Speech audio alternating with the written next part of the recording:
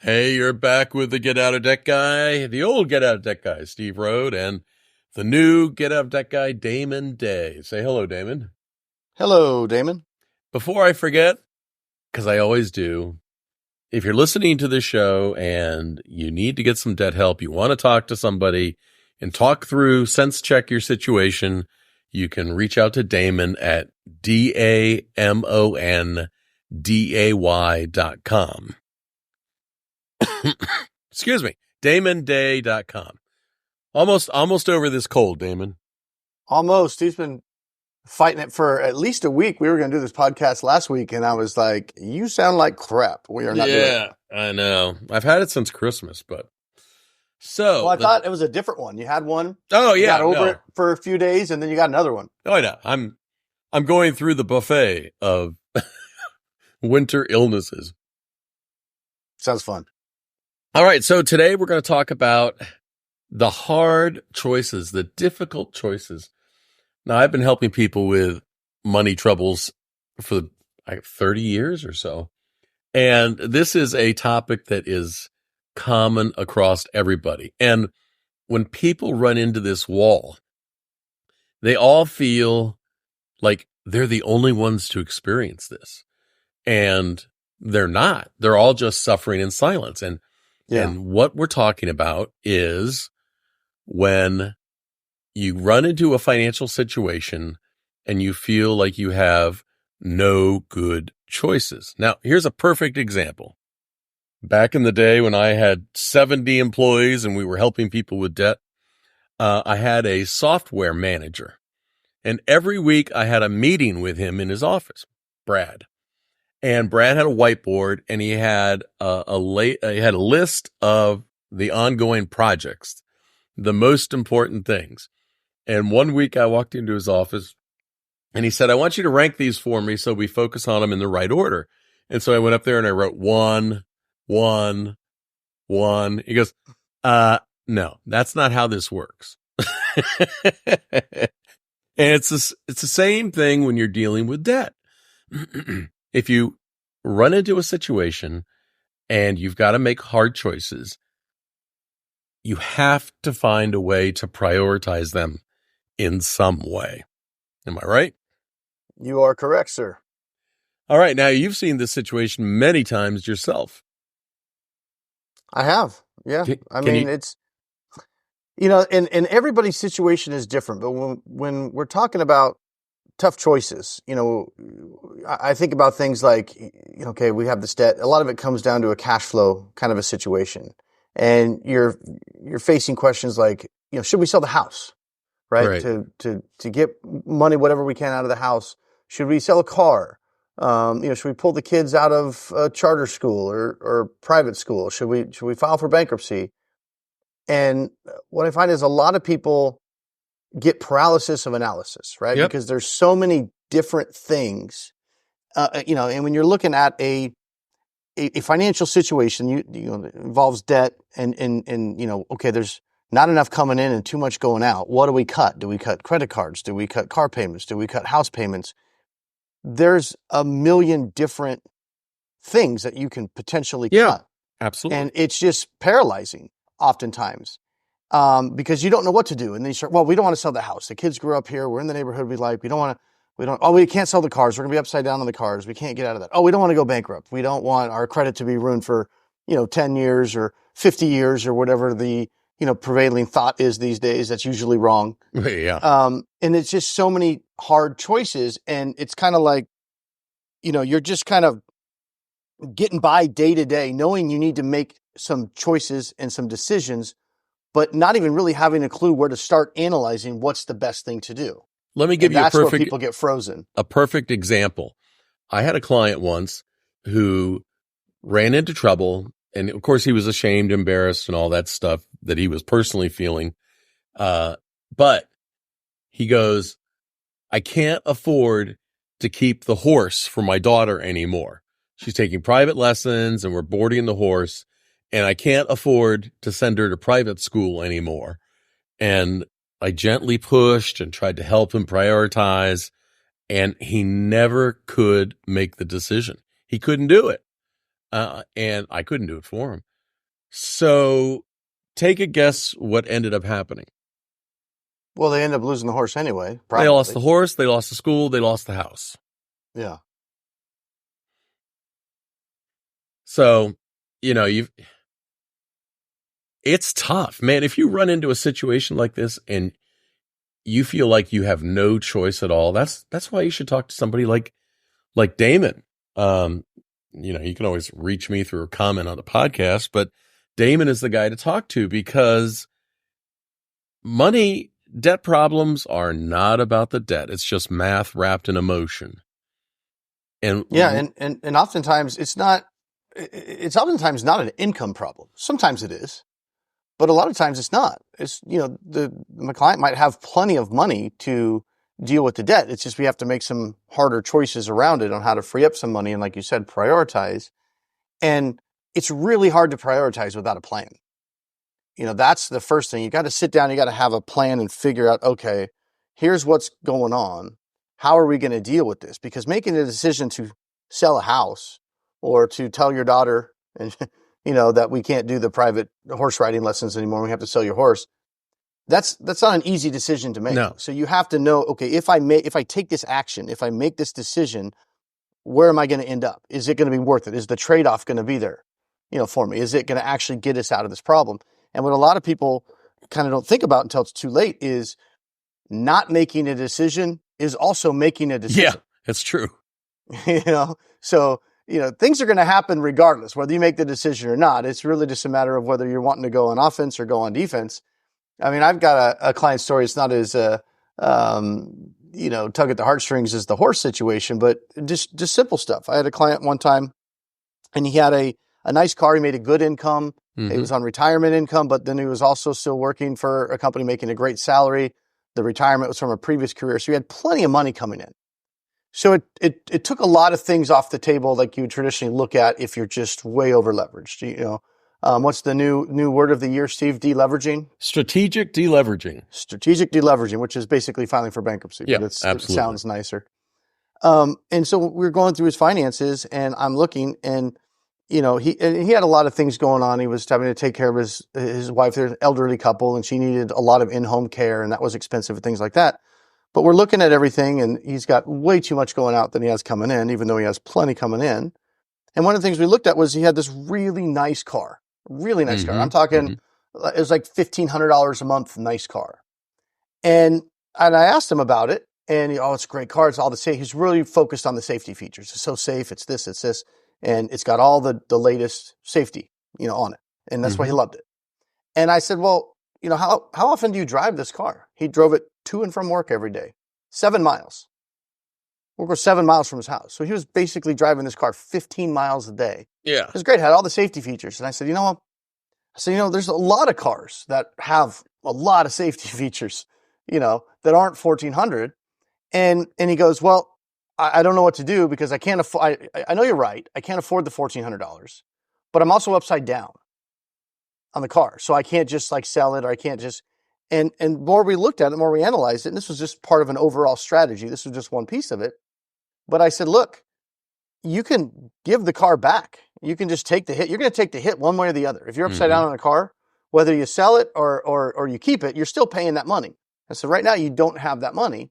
And so his credit was still good at the time. I said, so what you can do is go out and you buy a, $400 a month Toyota or something like that, $500 a month Toyota. And this was like 10 years ago, maybe 8. You could still get a car in that payment range. Yeah. And he did. And it was a brand new car and he loved the new car. He loved it. It was a nice little Toyota. I don't know if it was a Corolla or what it was. I don't know what it was, but it was a new car, had the airbag, all the safety stuff that he liked. And he went and then turned in I don't remember if it was a BMW or Mercedes or something like that. I think it was a Mercedes. He turned it in. Now, I remember the story. Yeah.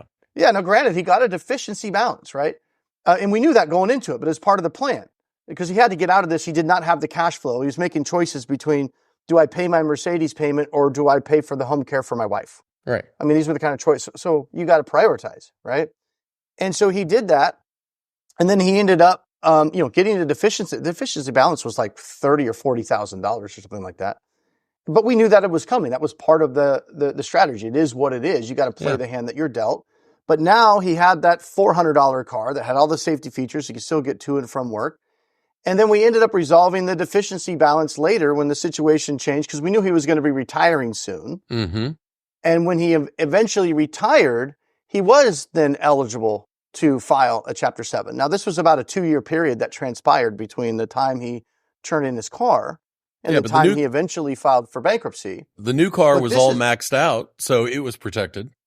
Yeah, but this is why that plan and that strategy and that understanding comes into play, because most people aren't going to go, okay, yeah, I could turn in this car and then I can drag out and, avoid repayment on the deficiency balance for 2 years and then file. Like, you have to kind of know what the end game is going to be to make it easier to make that decision.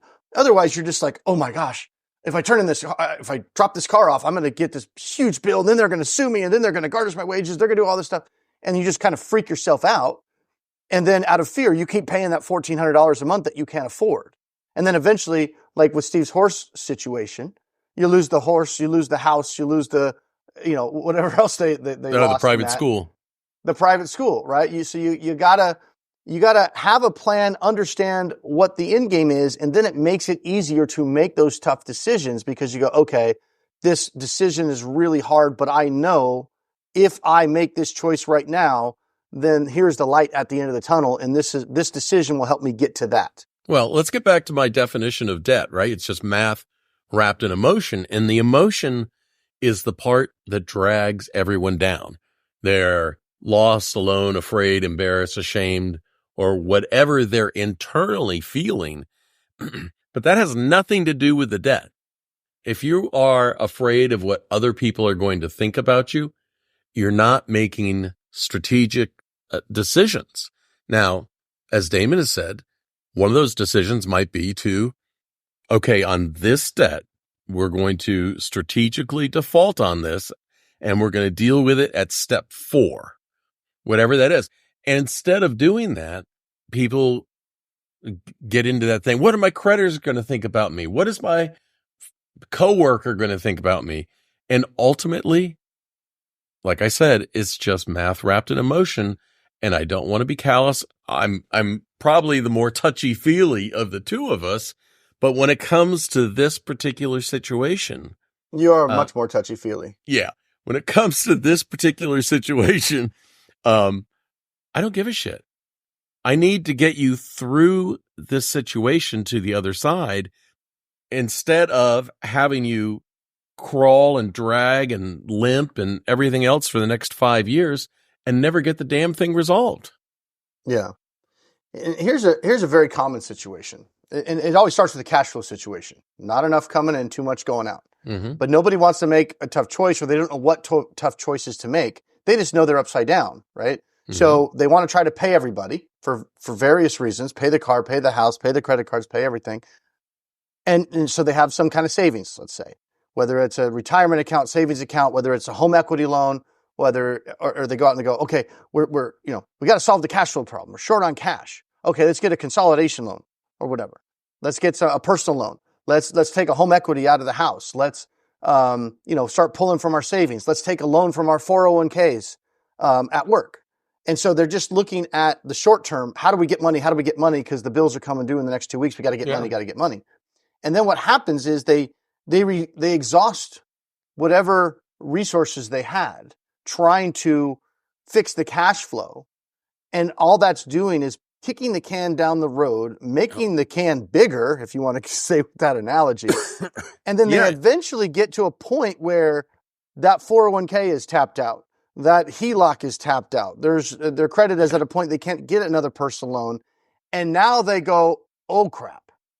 Now they're just trying to solve that problem without having, stepping out of the woods and getting the bigger picture and making some tough choices now. They wanted to avoid the tough choice of not making the credit card payment, or maybe looking at bankruptcy, or maybe trading in that car while their credit was still good and they can get a less expensive and they just car. Screw themselves in the future. I've always joked that, when people make bad choices like that, I'm panicking right now. I need to do something right now. I've always said, you need to write a letter to yourself about what your favorite cat food you're going to eat when you're 75, because you're going to be broke. Yeah. Yeah. And then once they exhaust all those resources, because those were the easy things, pull money from the house and pull money from savings. Yeah. Once they exhaust all that and they get into real panic mode, like, oh my gosh, the credit card bill is now coming due and we've already burned through $50,000 of our savings, which is all of it. Yeah. In the last year and a half, trying to, make it work, or hope I'm going to get a better job, or hope this business is going to start generating more revenue. Now that didn't happen. And now we're in real panic mode. That's unfortunately when I usually get the phone call. Yeah. Like, hey, I found you online, or I heard your podcast or whatever. Now I can still absolutely help you at that point, but you would have so many more options if you called me a year and a half before. Yep. When you recognize that, okay, wait, we got a situation here. We got, not enough income and too much outgo. Maybe we need to come up with a plan. The easy answer is pull from the savings and just kind of shore it up, and we'll figure it out. But that's how you get in trouble. Whenever you're in a situation where you're having to pull from savings or, pull money, equity out of the house. You're selling your future. Yeah, we have a problem. We need to address it sooner rather than later, because you can call me in 18 months when everything is depleted. And now it's like, hey, this house payment or this credit card or this car payment is due in 2 weeks. And I literally do not have the money. I just physically don't have it. There's no place for me to get it. What do I do? Yeah, there's still strategies. There's still things that we can do. Yeah. But had we addressed that and come up with a plan a year and a half before it got to that point, there would be several other options you would still have. And more importantly, more time to really absorb that information and make that decision, rather than, hey, I don't want to miss a credit card payment, but it's due next week and I don't know what to do. Well, chances are you're going to be missing that credit card payment. Yeah. But that is the importance of having you available to them, because it's like, really smart business people have a guy, right? They got a guy they can turn to. I got a guy. Who understands what the situation is, and can guide you through it. Now, here's a wake-up call for everybody.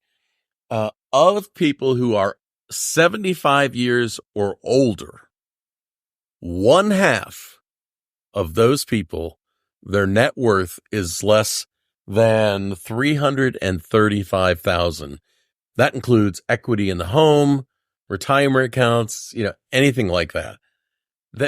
That's not going to last very long at all if you have any sort of health problem or need care. So, don't sacrifice money today that you are going to need tomorrow. Now, I can give you every reason why mentally and emotionally people make that decision. It's horrible math. It makes no sense, but people are more afraid of what is in front of them today than 20 years from now.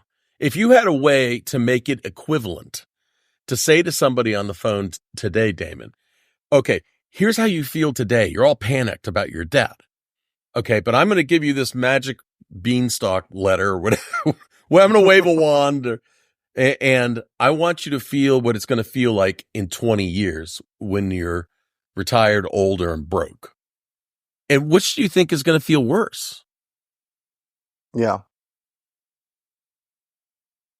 But, and we can say it till we're blue in the face, but it's study after study after study has shown, and I can't, off the top of my head, I know you'll know this term, but I can't think of the term for it, where people as humans put more emphasis on today than they do on tomorrow. I know there's a term for that. Hyperbolic discounting. There you go. I knew Steve would have it in his, he may be the old get out of debt guy, but sometimes he still retains it. Hyperbolic discounting, which is why the savings rate is, well, I'll just talk about this country, is so low, because of that fact of human nature, that what we're doing today is affecting us more and guides our decisions more than what's going to happen in the future. Even though we're all smart, we all can think, right? We all know what we should be doing, right? So that we aren't figuring out what kind of cat food we like. When we're 70. That's why it scares the hell out of me when we talk about privatizing Social Security and making people responsible for their own retirement savings. That is a bad idea. Yeah, yeah, because as of right now, at least there's Social Security for some people, which everybody argues is not enough, and they're absolutely right. It's not enough, but it's better than nothing. Yeah. I wonder what the average Social Security payment is. It's got to be like less than $2,000 a month. I'm sure it's less than that. And obviously it depends on, how long you worked and how much you contributed, not how much you contributed, but how long you were like in the system and what age you took the first distribution and all that. But I don't even think the average would be 2,000. I mean, I could be wrong. It is 1976. Well, it's actually gone up more than I thought. I mean, I've had plenty of clients that were, now granted, I'm thinking back years now, and these could be people that started taking Social Security 30 years ago, when I was talking to them 10 years ago. But I've had several clients where it's like, well, my Social Security is 875, that kind of stuff. Yeah. Yeah, well, I guess that's still because you're talking about the average. So, yes. And that's the average for an individual or household average? That is it doesn't say. Oh. Let's see what but even at $2,000, can you imagine trying to live on $2,000 a month in the United States? You can't do that. You'd have to be an expat. You'd have to go to, I don't know what the chic place is these days, Costa Rica or Belize or some. You'd have to go to one of those places where you could like get an apartment for $200 a month, and $500 a month would allow you to eat like a king.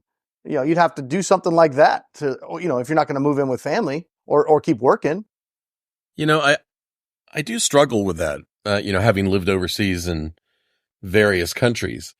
When I think about people leaving the United States to go to Costa Rica to retire, I mean, essentially you're giving up your family and whatever friends that you have.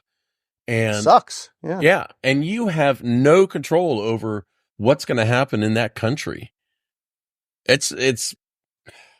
I understand it's a decision made today, but it's not a long-term solution. Yeah, but I mean, if you're looking at going, okay, I'm retired, I'm single, I've got, I can't get a job, or I can't get a job that, pays much because of my, health or my situation or whatever, and you're living in a place, you're making $2,000 a month. Yeah. I mean, you can't spend, more than $1,000 a month on just, a room or something. Right. I mean, that's got to be less than that. And I mean, yeah, you have to give up certain things leaving the country, but I can certainly see the allure if you're in that situation. Yeah.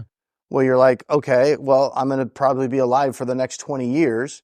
Now, and then some people might not have family. I mean, if you have family, that's a tough choice because you want to spend the next your last potential 20 years of your life around your kids and your grandkids, and living life and enjoying the grandkids growing up and things like that. Or do you want to go to a foreign country where you know nobody, but you can afford a house or, an apartment or whatever, afford, all of your meals, afford your health care and all that sort of stuff.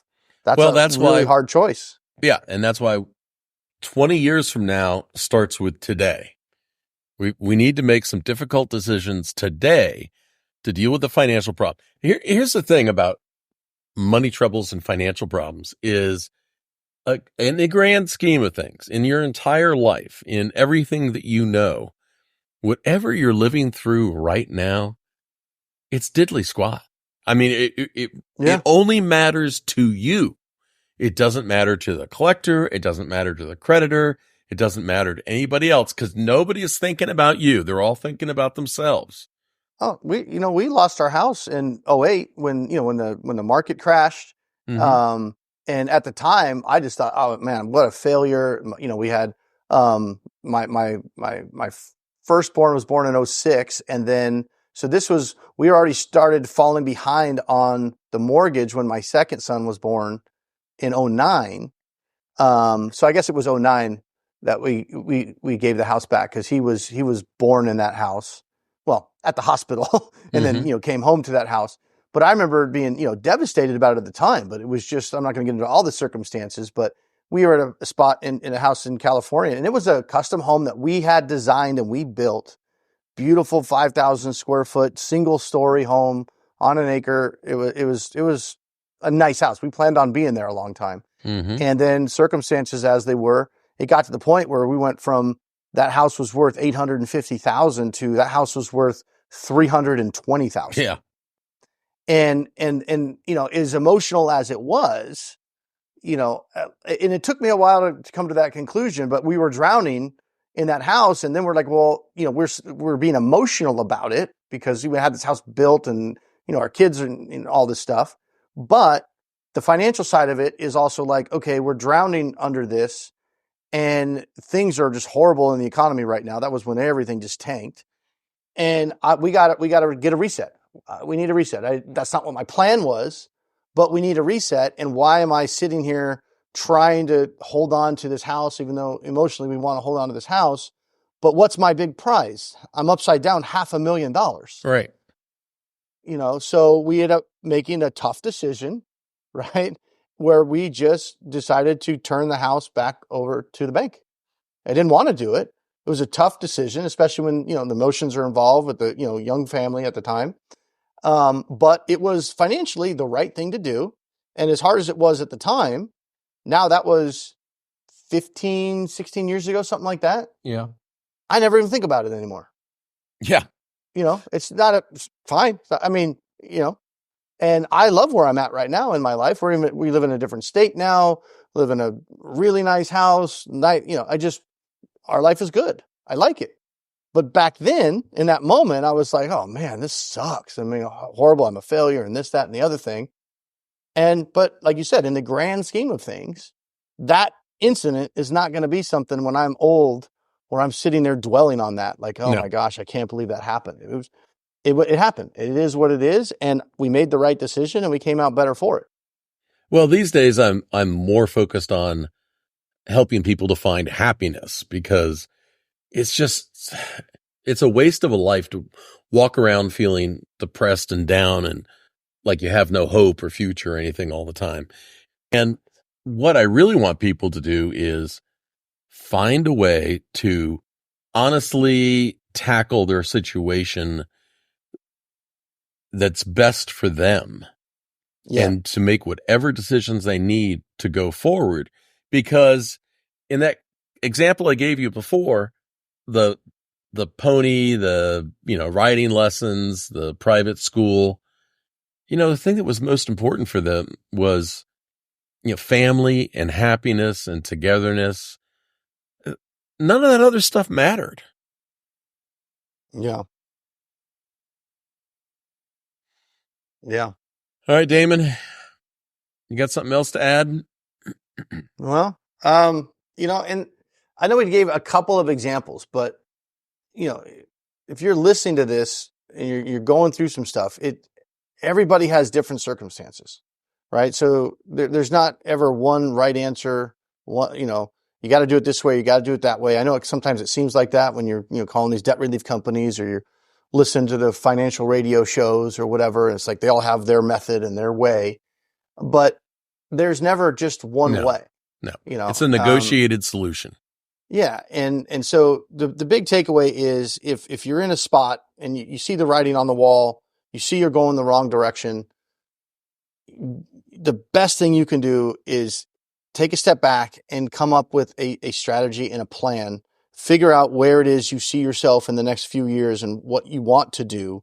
And then we can see how that should be done financially, and making those hard decisions about whether or not to sell a house or sell a car or, go bankrupt or whatever. I'm never going to say they're easy, but they are easier if you know what the outcome will be ahead of time.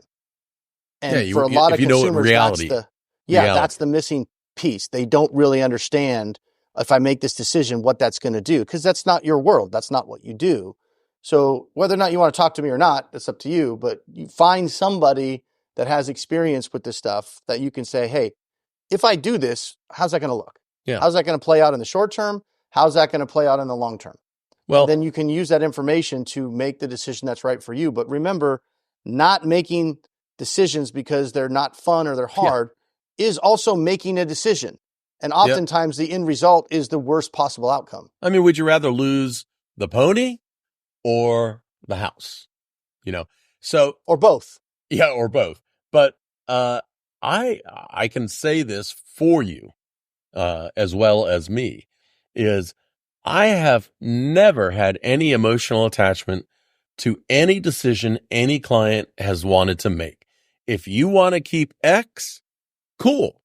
Now let's figure out what we need to do for you to keep X. And other things have to be on the table. You have to identify what is your number one priority. Don't do a Steve and go to Brad's office and mark everything 1. We need to figure out what is your number one priority and what are we going to do to get there. I have 2 final examples, Damon. Had a client once, he had just come to me, and I think we just had his budget or information or something like that. He was so ashamed about his financial situation that he went to Vegas and tried to gamble to win, right? And pay off his debt, and he lost. Did you just fall down the stairs? What was that noise? No, that was the mail getting delivered through the mail. Sounded like you just fell down the stairs. Sorry. So he went to Vegas. I'm there. Vegas. He went to Vegas. He gambled. He lost. He was so ashamed about his situation. He went home and shot his daughter and wife and killed himself because he was ashamed of his situation. I know. Well, thanks for sharing that Debbie Downer of a story. Well, I'm just saying, don't let things get so out of hand that you're feeling like that. If you call Damon and you talk to him and you say to him, I've had people fall in my arms crying many times. But if you say to Damon, is this the worst situation you've ever seen? I can't live with myself. You know what he's going to tell you? No, it's not the worst situation. And B, we're going to get you through this. So, and you know what I usually say? I have a lot of clients that would love to have your problem. Yeah, I know. I was like, I got several I can call right now that would trade places with you. God, I had a guy once had $3,000 in credit card debt, and he couldn't live with himself, and he was crying, and he's one of the guys that fell into my arms and needed a hug. And my very next client I had $1.4 million in credit card debt. He didn't care. Well, he was going to strategically deleverage. Yeah. Well, actually he did, because he ended up having a heart attack. Well, I think that would be non-strategically deleveraging. Yeah. That's a little bit different path, not recommended. No. All right. There is hope. There is help. And Damon is your guy. Damon, thank you very much. See ya. Peace. All right. Well, that was good.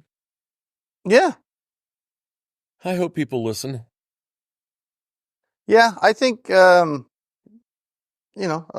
Year's resolutions, all that stuff. Dude, I know how hard these choices are to make. Nobody wants, especially if you're trying to. Me too. Talk about moving, and you got to go to your family and your kids. You're like, hey, Dad, we love this house, and this is where we grow up. This is where we go to school, and that's not always the answer, but sometimes it is. I was 32 years old, went bankrupt, had to move back in with my parents with a 3-year-old and do temp jobs. It sucked. Yeah. But the sun will come up tomorrow. It will get better. But also too, sometimes selling the house is not a good choice. It's not the right answer. Right. There's other things that we can, what do they say? It's like, when the, what is it? The boat is sinking, or the airplane's going down, and they're like, just throw out everything that you can. We need to cut weight. We're going to crash or whatever. Sometimes there's other things that you can throw out. You don't necessarily need to throw out the house. And, remember that, time this was a few years ago, I was listening to that Dave Ramsey show, and this poor guy called in, and, he was just devastated about it. He had like 7 adopted kids, and they finally had a house that was big enough for all of them. And it wasn't like he's overextended on the house or anything like that, but he just had too much credit card debt. And Dave Ramsey's big thing was basically to berate him. Yeah. And say, you got to be a man, and you got to step up and tell your family you can't live there. You can't afford that, And you got to sell the house, and you got to move out and get, lower your mortgage, or get into a rental. And then you got to spend the next 4 or 5 years just, baby stepping your way out of the credit card. Horrible advice. Horrible. And I was like, wait. It was like, no. That's not a situation where you have to sell the house just because you have too much credit card debt. No. So, but in Dave Ramsey's world on that radio show, that was his only option. You have to sell it. And the guy was just devastated. And I wish there was a way I could get the guy's number and say, actually, there's some other things we can look at. You may want to sell your house. That's option one, but it's not every option. But, hey, Dave Ramsey's got his own platform and people want to call in and he can say whatever the hell he wants, And well, that's like Consumer Credit Counseling had an announcement for their client of the year, the person they were most proud of helping. And it was a woman like in her late 60s, mid 70s, whose husband had Alzheimer's. And what they were celebrating was the fact that they sent her back to work to pay those bills. And her husband faded away. How is that a win? Yeah, why she was gone at work. Right. Yeah, don't file bankruptcy. Just, ditch your husband and go back to work. But you can't blame her. Those were the options that she was presented with when she consulted with, right. I'm doing my air quotes, the experts. They're trying to sell their widget. Yeah, but they're the experts, according to whatever, and that was their solution. So she's like, well, I'm not an expert in this. If they're saying I have to go back to work, I really don't want to, but the expert's saying that I need to do it, and I want to solve this problem, and I want to get out of this debt. But they're only presenting her with, you must go back to work. Right. Then that's the problem with everything. All right. Well, that's the show after the show. Well, that'll work. All right, man. See you next time. See ya.